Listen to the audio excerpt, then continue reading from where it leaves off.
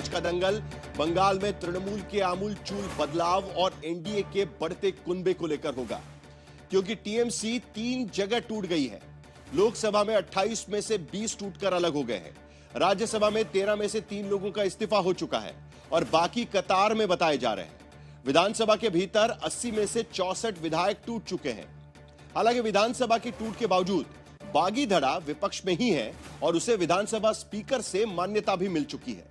लेकिन उधर दिल्ली में बात कुछ अलग ही चल रही है, क्योंकि टीएमसी के लोकसभा के 28 में से 20 सांसद अलग होकर nationalist citizens party of India उसमें शामिल हो गए। लोकसभा अध्यक्ष को 20 सांसदों की चिट्ठी दे दी गई है और स्पीकर ने जांच पड़ताल करके इनके विलय की सहमति देने की बात कही है। यानी जांच पड़ताल के बिना इनकी सहमति नहीं मिल सकती। हालांकि इससे पहले ही टीएमसी के कीर्ति झा और सागरिका घोष जैसे सांसदों ने स्पीकर को चिट्ठी लिखकर कहा था कि टीएमसी अभी भी अटूट है और किसी बागी गुट को मान्यता नहीं दी जाए। अब लोकसभा स्पीकर के पास 2-2 चिट्ठियां पड़ी हैं। इन चिट्ठियों पर उन्हें अब फैसला लेना होगा। पहले वो चिट्ठी जो 20 सांसदों की तरफ से लिखी गई है, उसकी असलियत का पता लगाया जाएगा। दस्तखत असली है या नकली, यह सब भी पता चला जाएगा। सबने सहमति से किए हैं, यह भी पता लगाया जाएगा, क्योंकि एक सांसद रचना बनर्जी का नाम भी इसमें शामिल है, जो फिलहाल मलेशिया में बैठी हुई है। इसीलिए यह जरूरी है। और उसके बाद 10वीं अनुसूची यानी 10th शेड्यूल यानी दल बदल कानून की कसौटी पर इनके दावे का परीक्षण भी किया जाएगा। Nationalist citizens party of India की सहमति के दावे की भी जांच की जाएगी, जिसमें पता लगाया जाएगा कि सहमति पत्र पार्टी के राष्ट्रीय कार्यकारिणी का फैसला है या नहीं है, क्योंकि पार्टी के संगठन सचिव ने कहा है कि उन्हें तो कुछ पता ही नहीं था। फिर भी टीएमसी ने स्पीकर को चिट्ठी देकर दूसरे गुट को मान्यता नहीं देने की मांग की है। उनके दावे की कानूनी परख भी की जाएगी, क्योंकि अब मामला एनसीपीआई के एक पदाधिकारी के बयान से भी उलझ गया है। हावड़ा के संक्रेल थाना इलाके में जिस जागो बिस्वा की इमारत के अंदर एनसीपीआई का दफ्तर है, वहां आसपास के लोगों को भी इस पार्टी के नाम और प्रभाव का कुछ भी पता नहीं है।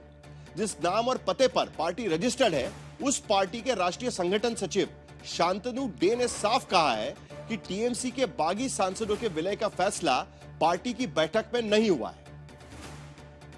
सोशल मीडिया और मेरे जो लीगल सेल का दल का जो लीगल सेल और दूसरे नेता है, उन लोगों से मालूम हुआ मुझे।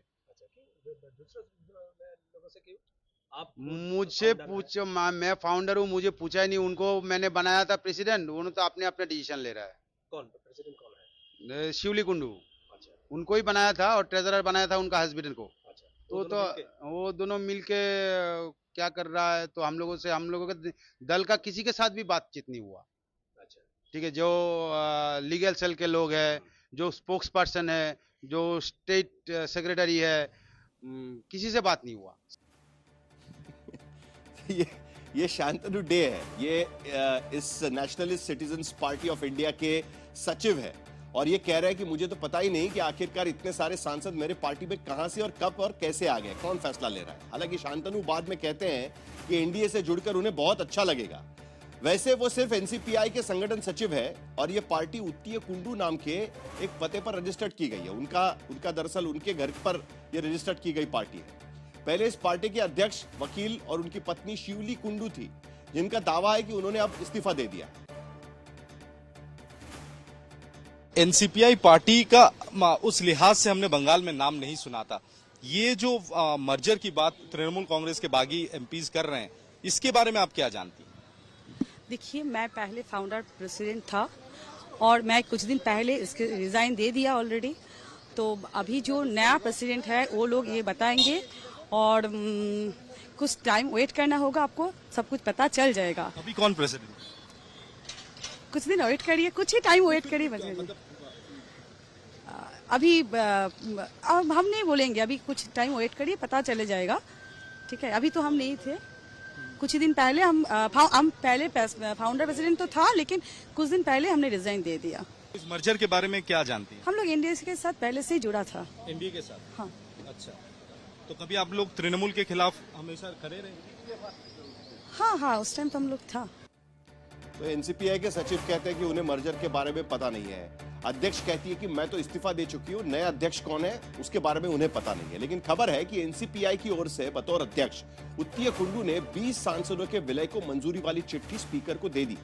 स्पीकर ओम बिरला संविधान और कानून की कसौटी पर इन तमाम पहलुओं की जांच परख के बाद ही 20 सांसदों को एनसीपीआई में विलय की मंजूरी दे सकते हैं। तब तक बागी गुट ने संसद में अलग अलग बैठने की मांग की है, यानी वो विपक्षी पार्टियों के साथ टीएमसी के साथ नहीं बैठना चाहते और उस पर भी विचार किया जा रहा है। यह तो हुई टीएमसी की बात, लेकिन हमारे देश में विरोधी दलों के टुकड़े बंटने में सिलसिला सिर्फ बंगाल में नहीं तो महाराष्ट्र के भीतर भी चल रहा है। यहां शिवसेना और एनसीपी पहले ही 2 टुकड़े हो चुकी है। अब ऐसी सुगबुगाहट है कि शिवसेना के दूसरे टुकड़े के भी टुकड़े हो सकते हैं, यानी शिवसेना उद्धव गुट के कुछ सांसद अब शिंदे गुट के साथ जाने को तैयार दिख रहे हैं। हालांकि उद्धव पूरी कोशिश कर रहे हैं कि उनके बचे कुछ सांसद नहीं टूटे। 9 सांसद है शिवसेना यूबीटी के। उधर विपक्ष कह रहा है कि उद्धव की पार्टी खुद ही बिखर रही है। बैठक तक में भी सभी नेता, सभी सांसद मौजूद नहीं रह पाते और वर्चुअल बैठकें हो रही है। उसमें भी संजय जाधव, भाऊ साहब वाकचौरे, ओम राजे निंबालकर, ये 4 सांसद इस मीटिंग में आए ही नहीं। पार्टी का वजूद अब खत्म होते जा रहा है। इनको किसी को तोड़ने की जरूरत नहीं, ये खुद ही टूटे हुए हैं। ये जो बिखर रहे हैं उनसे जो टूट रहे हैं, मुझे लगता है अब उद्धव साहब को वो संभालना मुश्किल होता है। कल की उनकी जो लैंग्वेज अगर देखेंगे तो उनसे वो रिक्वेस्ट कर रहे थे अपन साथ में रहेंगे, आओ। तो पूरब में बंगाल और पश्चिम में महाराष्ट्र तक विपक्षी दल टूट रहे हैं, तो चर्चा तेज होने लगी है कि अब हिंदुस्तान के बाकी हिस्से इसमें ना छूट जाए, यानी हिंदुस्तान के उत्तर से लेकर दक्षिण तक के राज्यों में भी ये बारी कभी ना कभी तो आएगी। क्योंकि विपक्ष आरोप लगाता है कि बीजेपी पूरे देश में छोटे दलों के खिलाफ ऑपरेशन कमल चलाकर पार्टियां तोड़ रही है। क्योंकि लोकसभा में जरूरी कानून बनाने के लिए उनके पास 2/3 बहुमत नहीं है, और ये कानून क्या है यह अभी सभी को पता है। अब जरा आंकड़े देख लेते हैं, क्योंकि लोकसभा के भीतर 543 सांसद हैं, जिसमें 3 सीट खाली है, तो 2/3 बहुमत के लिए 360 नंबर चाहिए। बीजेपी के पास 240 अपने सांसद है, उसके साथ उनके पास टीडीपी के 16, जेडीयू के 12, एकनाथ शिंदे की शिवसेना के 7, एलजेपी के 5, जेडीएस के 2, जेएसपी के 2, आरएलडी के 2, और उसके साथ साथ जो बाकी छोटे दल है, यानी अपना दल, एजीपी, एजेएसयू, एनसीपी, हम, एसकेएम, कुल मिलाकर 6, उनके भी मिलाकर एक सांसद मिलाकर 6, यानी एनडीए के पास 312 सांसदों का बहुमत है। लेकिन 2/3 बहुमत से बीजेपी अभी भी करीब 50 सीट दूर है। उसी तरीके से राज्यसभा में 245 सीटें हैं, जिसमें टीएमसी के 3 सांसदों के इस्तीफे पहले ही हो चुके हैं, यानी 242 बच गया। फिर भी 2/3 के लिए 162 सदस्य चाहिए। आम आदमी पार्टी के 7 सांसद जो अब बीजेपी में शामिल हो चुके हैं, जिसकी वजह से बीजेपी का कुनबा भी बढ़ा है और एनडीए का कुनबा भी बढ़ा है, तो वो 113 से 154 तक अब पहुंच गए हैं। लेकिन फिर भी 9 सांसद अब भी कम यहां पर दिख रहे हैं। तो सवाल यह है कि मिशन 67% यानी 2/3 के चक्कर में अब क्षेत्रीय दलों के दरकने की बारी उत्तर और दक्षिण में होगी क्या? दक्षिण की बात की जाए तो कांग्रेस की दगाबाजी से डीएमके इतनी नाराज है कि टूट तो नहीं, लेकिन संसद में वक्त आने पर एब्स्टेंट कर सकती है। लेकिन परिसीमन जैसे मुद्दे पर, जहां पर डीएमके ने दक्षिण बनाम उत्तर का मुद्दा उठाया था, यह संभव होगा कि नहीं होगा, यह कहना फिलहाल मुश्किल है।